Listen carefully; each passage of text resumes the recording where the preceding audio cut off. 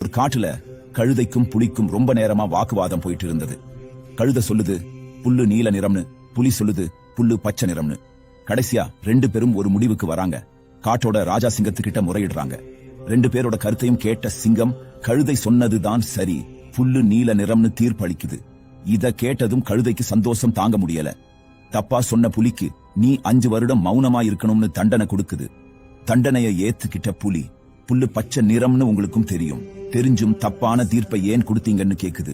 உன்னோட அறிவுக்கும் வலிமைக்கும் சமமா உள்ளவங்க கூட மோதாதது உன்னோட தப்பு. நீ என்ன ஆதாரத்தை கொடுத்தாலும் அந்த கழுதை ஒத்துக்க போறது கிடையாது. உன்னோட இந்த நேரத்தை வீணாக்குனதுக்கு தான் இந்த தண்டனைன்னு சிங்கம் சொல்லிச்சாம். இதே மாதிரிதான் உங்களுடைய வாழ்க்கையிலும் கூட நிறைய கழுதைகள் வரும். நீங்க என்ன சொன்னாலும் அவங்க சொன்னதுதான் சரின்னு சொல்லி வாதிடுவாங்க.